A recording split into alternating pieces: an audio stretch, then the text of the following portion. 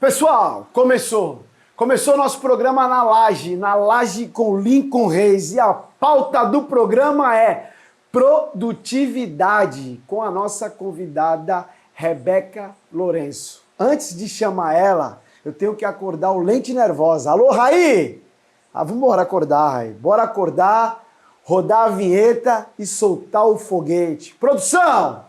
Roda a vinheta e solta o foguete que ele vai passar, hein?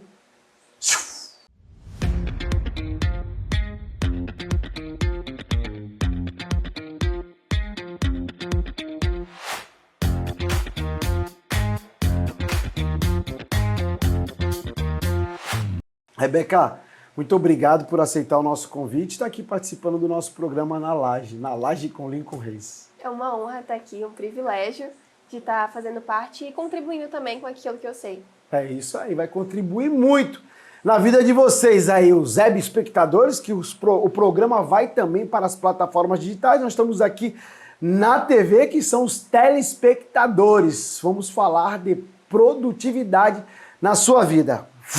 Bora às perguntas. As perguntas são idealizadas pelo Edson Pipoca. Edson Pipoca, ó, um beijo no teu coração. Sei que tu tá aí esparramado no teu sofá, ou tá na piscina, até algum lugar, mas tá antenado assistindo o nosso programa, porque você é o idealizador de todas as perguntas. Bora para as perguntas para nossa amiga Rebeca. Rebeca, o que faz uma engenheira de produtividade? O que faz? Bom, para começar, queria falar o que é produtividade. Muita gente fala sobre isso, muita gente fala, dicas para você ser mais produtivo, mas muita gente não explica o que é ser produtivo. Todo mundo tem uma ideia do que seja isso, mas aos fatos é fazer mais com menos recursos, então otimizar ou produzir mais quantidade ou usar menos recursos. E quando a gente fala de produtividade pessoal, o principal recurso que a gente tem que administrar é o nosso tempo e a nossa energia. E contextualizando, eu sou engenheira de produção. E eu fiz essa brincadeira do engenheiro de produtividade porque muita gente não sabe o que é engenharia de produção. Então, traduzindo para engenharia de produtividade, as pessoas ficam mais familiarizadas e é muito mais ligado com o que eu faço hoje. Então, eu ajudo as pessoas a serem mais produtivas na sua vida. Então, terem mais resultados usando menos tempo, fazendo um melhor uso do seu tempo. Bacana, hein? Olha que o programa hoje está interessante, hein? Como você ajuda as mulheres a conquistar uma vida com propósito, leveza e estratégia. Como que a Rebeca pega uma pessoa que está para baixo, ou está vendo, pelo jeito, as pessoas, não só as mulheres, mas aqui o tema falar sobre as mulheres. Eu também tenho esse erro e esse hábito de ficar quase que o tempo todo vendo TikTok, vendo no Instagram, vendo vídeo, e a gente perde muito tempo. E como que você ajuda essa mulher a sair dessa... Não é nem um sedentarismo, né? Seria uma parte assim de distração, mas não está sendo produtiva. Como que você ajuda essa pessoa? Eu acho que um dos principais desafios das mulheres é que a gente tem muitas frentes para administrar, muitos pratos para equilibrar. Então, a mulher, na sua maioria, tem que trabalhar fora, mas além disso, ela precisa cuidar da casa, ela precisa fazer comida, cuidar do marido, cuidar dos filhos e ainda assim ser uma boa profissional e correr atrás dos seus objetivos. Então, são muitos pratos, muitas frentes para equilibrar. E a gente acaba esquecendo isso. E uma narrativa que eu percebo muito nas redes sociais, enfim, são as mulheres se vitimizando, se colocando como mártir de eu tô sempre cansada, o trabalho de casa nunca acaba, e eu tenho que cuidar de muita coisa, e eu sou sozinha. Então essa narrativa que é muito frequente. Mas o principal, assim, para começar, o que já melhora 90% da vida da mulher é quando ela muda essa narrativa. A gente precisa enxergar esse dom de equilibrar muitas funções, de equilibrar muitas tarefas, como um dom de Deus, que ele derramou sobre nós, sobre a nossa identidade. É uma coisa que os homens não conseguiriam. E a gente consegue fazer isso de uma forma muito graciosa. E enxergar isso dessa forma já é o principal passo. A gente entender que a nossa identidade de mulher é uma coisa muito valiosa para a gente administrar tudo isso. E é possível, porque Deus não dá um fardo para a gente maior do que a gente pode carregar. E com as ferramentas certas, a gente consegue fazer um ajuste na rotina e gerenciar muito melhor o nosso tempo para fazer tudo isso acontecer. Tem muitas mulheres que acham que precisam escolher entre ser dona de casa, ser uma boa esposa ou ter uma carreira, ter um trabalho, ser empresária. Isso não é verdade. Eu sou empresária, sou casada, sou recém-casada, mas e cuido da minha casa, não tenho ninguém para me ajudar hoje ainda. E foi uma coisa que eu vivi na pele. No começo do casamento foi muito difícil para mim. Eu tava nesse quadro de me enxergar como sobrecarregada, de enxergar tudo como muito difícil, muito pesado, e a casa nunca ficava limpa, e eu não tinha tanto tempo como eu tinha antes para me entregar para o meu trabalho, e eu tinha que lidar com muita coisa, cuidar também da agenda do meu marido, do escritório do meu marido, que é advogado. Então eu estava gerenciando 2 CNPJs, cuidando de uma casa, e parecia que nunca nada estava bom. Mas quando eu relembrei assim algumas coisas que a minha mãe me ensinou para gerenciar tudo isso, foi ficando tudo muito mais leve. E o primeiro passo é esse, a gente entender a nossa identidade de mulher e saber que a gente é muito capaz de gerenciar tudo isso e dar conta de tudo de uma forma leve. Porque a leveza não é só aquilo que você faz, não é só aquilo que você faz ser leve, mas a forma como a gente lida com aquilo, a visão que a gente tem sobre aquilo também. E nesse ponto, quais as técnicas que você emprega? Bom, eu vim da consultoria empresarial, né? Estudando engenharia de produção, eu comecei a minha carreira com consultoria empresarial e estudando essas técnicas de gestão de empresa, de administração, eu fui percebendo que a gente tratando a nossa vida como uma empresa, com áreas diferentes que precisam performar, todas as áreas da empresa precisam performar. E a mesma coisa acontece com as áreas da nossa vida. E aí eu comecei a administrar a minha vida como se fosse uma empresa. Tem até uma coisa que eu brinco, que quando eu era solteira, antes de conhecer o meu marido, e eu queria, né, casar, eu abri um processo seletivo, totalmente pessoal, ele não sabe disso, inclusive. Um processo seletivo para vaga O bom é que ele passou. Ele passou? Ele tá assistindo lá, deve estar esparramado aí no sofá, mas tá assistindo. Passou no processo seletivo, não passou, Rebeca? Passou no processo seletivo. Mas a gente precisa ser mais sério com as coisas da nossa vida. Sim. Então, foi uma coisa que eu comecei a fazer, tratar a minha vida como se fosse uma empresa. Então, diversas áreas precisam cada uma ter os seus indicadores, ter as suas metas, e todas elas precisam performar bem. E dentro do clube, né, do clube Áurea 31, que é o clube de mulheres, eu ensino todas essas técnicas, todos os indicadores, como avaliar todas as áreas da sua vida e identificar quais estão performando bem e como você pode fazer para melhorar em cada uma delas. Show de bola, hein? Show de bola. Olha aí que teve até processo seletivo aí. Então passou. Passou. O amado passou e Deus abençoe essa união sempre. E a Rebeca fala sobre empresa, né? Às vezes é um pouco impactante da gente falar assim, ó, eu torno minha vida como uma empresa, mas a empresa que ela fala é uma responsabilidade, né? Sim, toda empresa tem que ter missão, valores, propósito, precisa gerar diferença na vida de outras pessoas, porque o que faz a empresa ser bem-sucedida? Ela resolver algum problema. E a nossa vida, ela só tem propósito quando a gente está solucionando algum problema.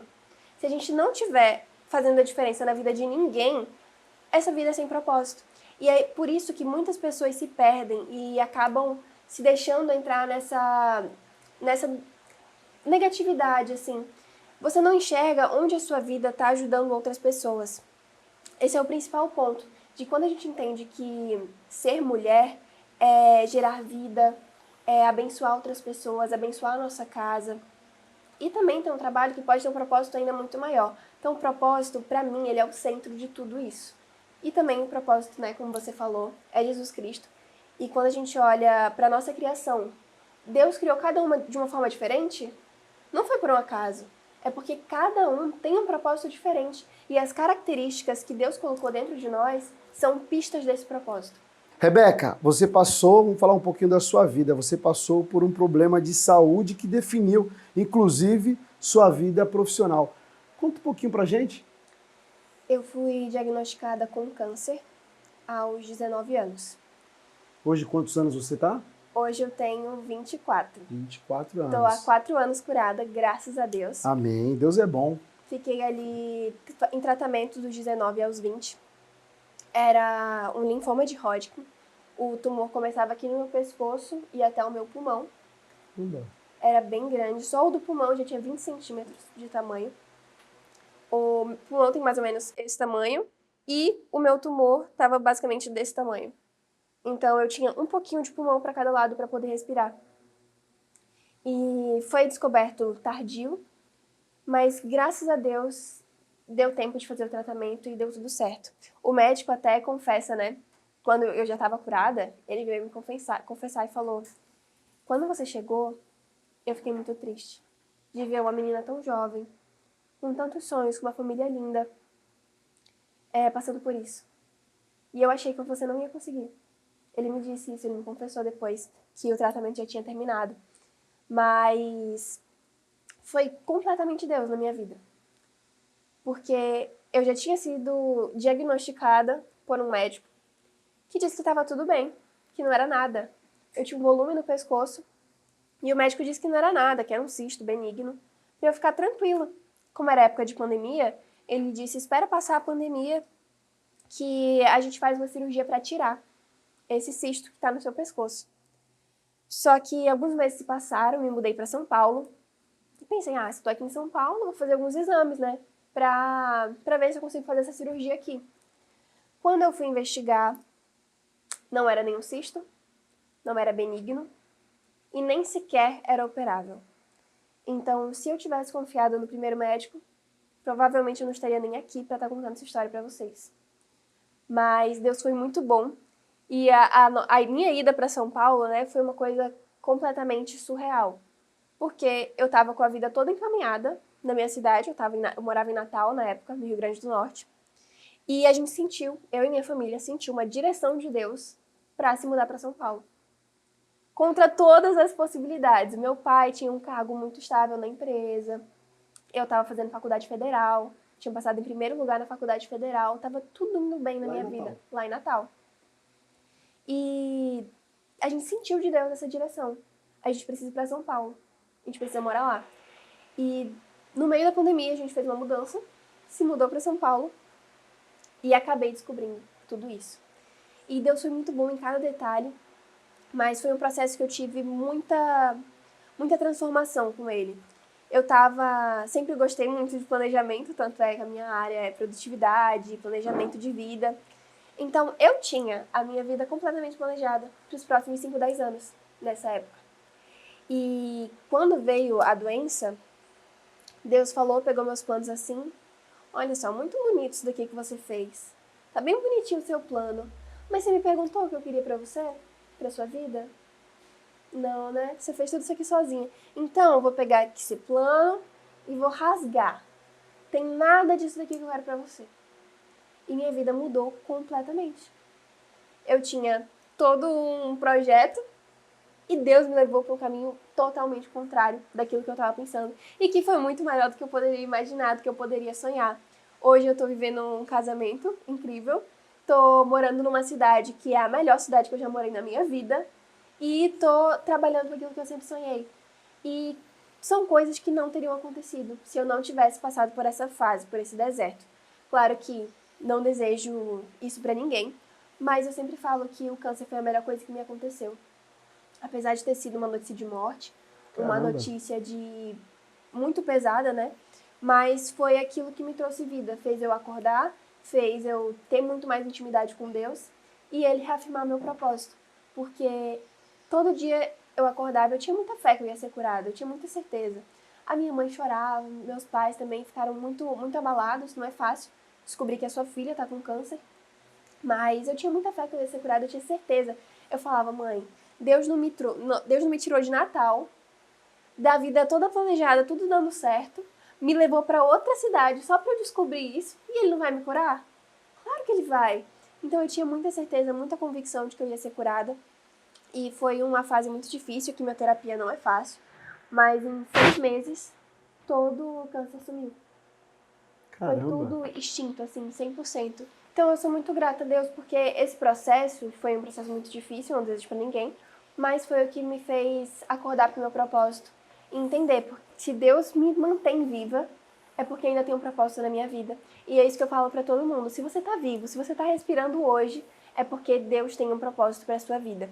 E a minha missão hoje é fazer com que as pessoas vivam o seu propósito verdadeiramente, parando de se distrair com as coisas que a sociedade fala que a gente tem que fazer. A sociedade fala que a gente tem que ser produtivo de uma forma X, Y, mas não, o nosso foco tem que ser produtivo de acordo com o plano de Deus, o propósito dele para nossa vida. Bacana, hein? Olha, a Rebeca tem um ponto ali de Jonas, né? O câncer era a baleia.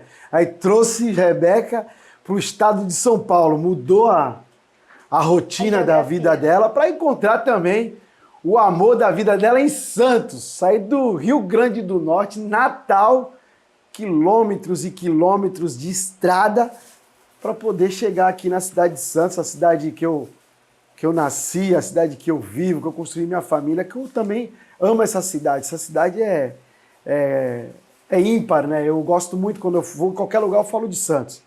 Lógico que tem no Brasil diversos locais lindos, maravilhosos, mas Santos é muito, muito lindo e aconchegante demais. E Jonas Jonas na vida de Rebeca, aquela passagem, né?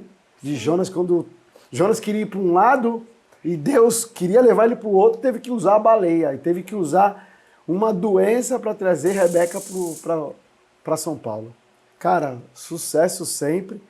Você mostra que jamais iria desistir e principalmente tinha aquela fé no coração, aquela fé em Deus e convicta de que ia vencer a qualquer momento essa guerra. Essa guerra tem diversas mulheres, diversas pessoas que sofrem com essa doença, mas acabam que desistindo no meio do caminho, né?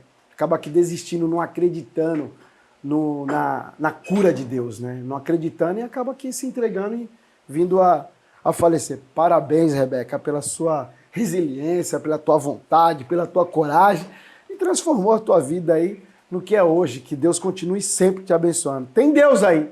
Deus está na ponta. Né? Deus em primeiro lugar, pessoal. Vamos embora. Você que está aí se desviando para um lado para o outro, procura Deus, que Deus é o caminho. Você não vai, através na doença, no amor, na tristeza, você vai chegar a qualquer momento a Deus. Qualquer momento você vai chegar. E bora viver. Vamos lá. Olha, eu já até perdi até o foco, já me emocionei aqui com a história da nossa entrevistada Rebeca, porque é muito difícil uma pessoa com câncer e ter aquela resiliência e quero sobreviver e sobreviveu. Bacana, Rebeca. Deus abençoe sempre tua vida.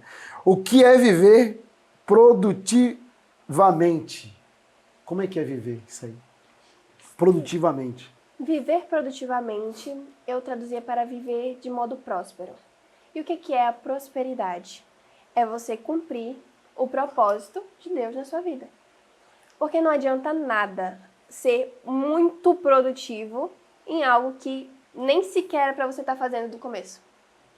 Por exemplo, eu poderia ter ido para a medicina e ser muito produtiva. Eu ia estudar, ia trabalhar, mas e o meu propósito?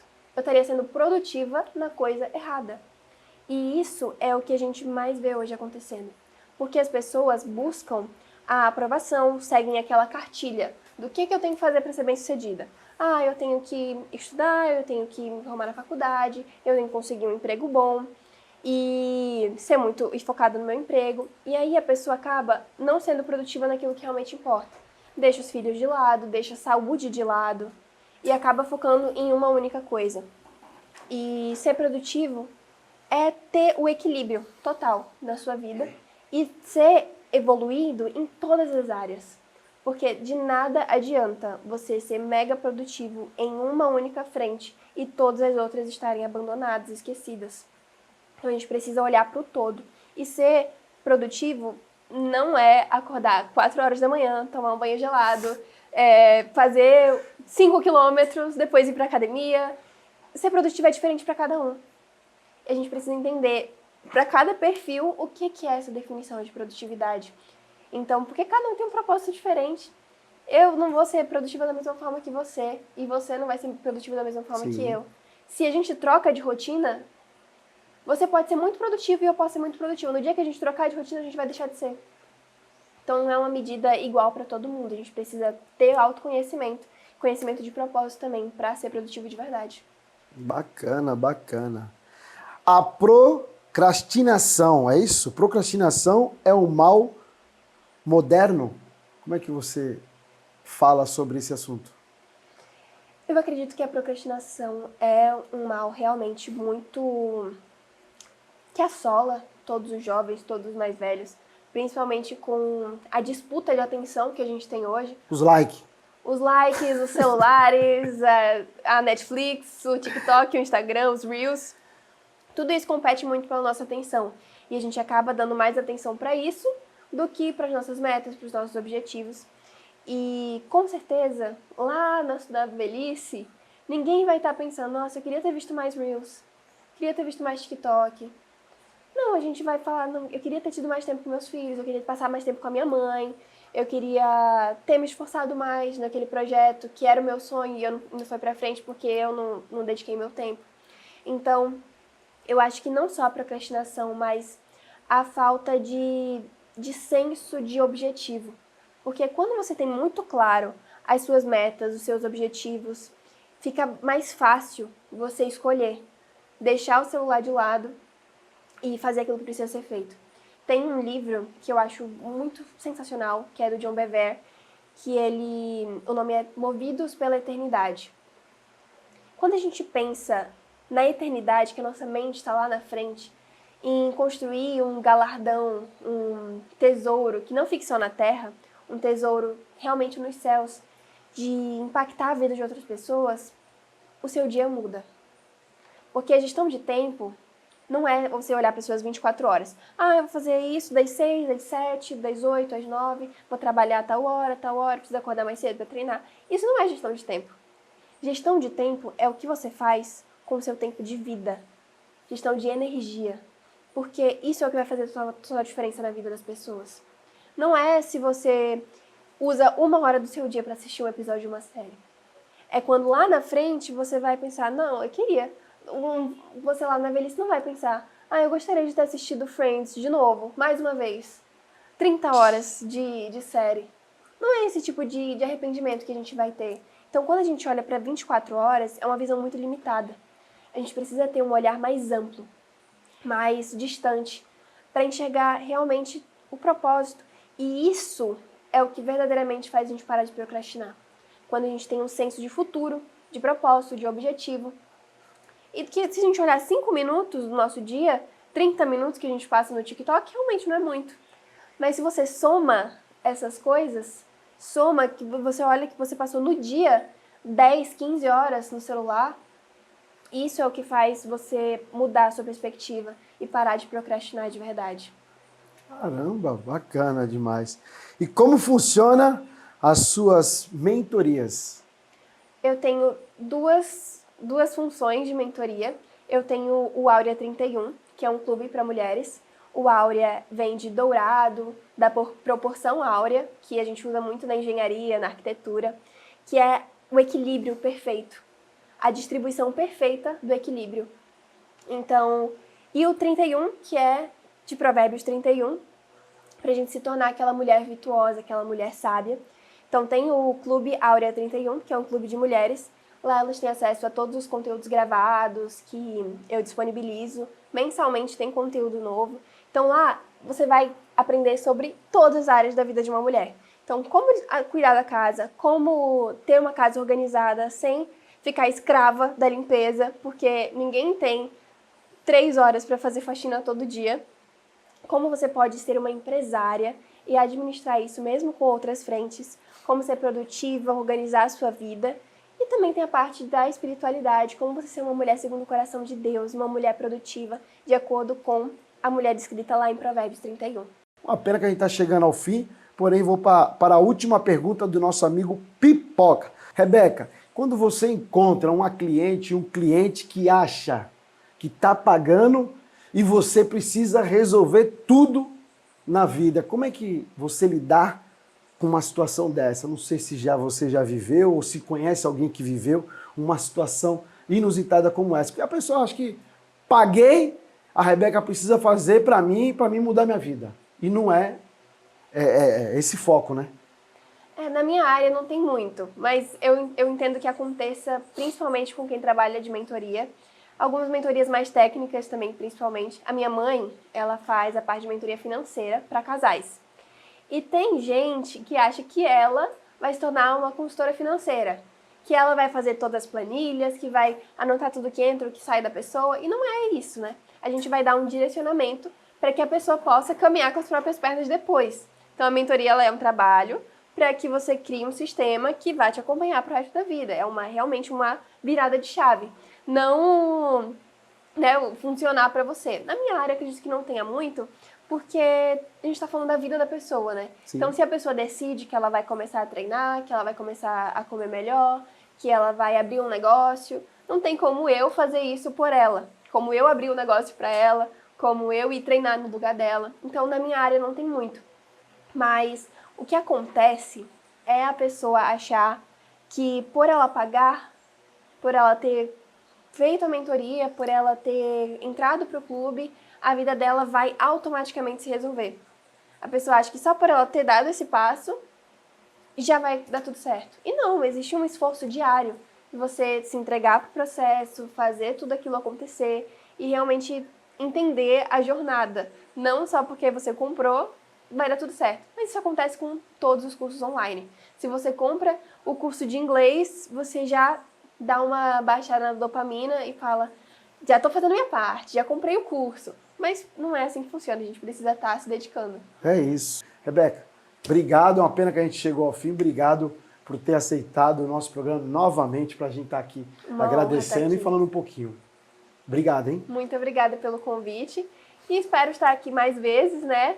E se vocês quiserem também, minha mãe, ela fala sobre mentoria financeira para casais. Vamos trazer a mamãe, qual o nome dela? Raquel Marques. Raquel, Ela anota aí a produção. Chamar a Raquel Marques para falar sobre mentoria, não é isso? Financeira para casais. Finanças para casais. Finanças para casais. Para não ter aquele colapso no casamento. Qual o colapso no casamento? Tem aquela traição, aquela loucura, que tem que cortar, matar o mal pela raiz. E tem o financeiro. Quem está gastando mais, ó, pega aquele cartão escondido, tanto o homem como a mulher. Não vamos falar só da mulher, não. Homem e a mulher pega aquele cartão escondido, passa o cartão. Aí depois vai ver a conta explodiu. Aí fica aquela briga. Aí um dorme no sofá, outro dorme na cama por causa do quê? Do dinheiro, do petróleo. Não é isso? É verdade. Do petróleo. Então, a mamãe Raquel ajuda. Isso. A traição financeira é a segunda causa de divórcios no Brasil. Olha aí. A primeira é a traição da infidelidade mesmo, mas a segunda é motivos financeiros. É isso aí. Obrigado, Rebeca. Esse foi mais um Na Laje com Lincoln Reis, trazendo a informação, trazendo dica, trazendo a conversa e um bom bate-papo. Mandar aqui um abraço para as pessoas que seguem, que acompanham o nosso programa. Alô, Giba, paizão! Você não saiu lá para acender a churrasqueira, não, sabadão desse. Não sei se vai estar uma lua dessa, vai estar uma lua, não tá? Vambora. Sabadão desse, volta pra gente terminar o programa. Alô, Dona Noélia, Padaria Pontique. Giba, um beijo no teu coração. Lito e Elaine, lá do Morro do Pacheco. Um beijo no coração de vocês.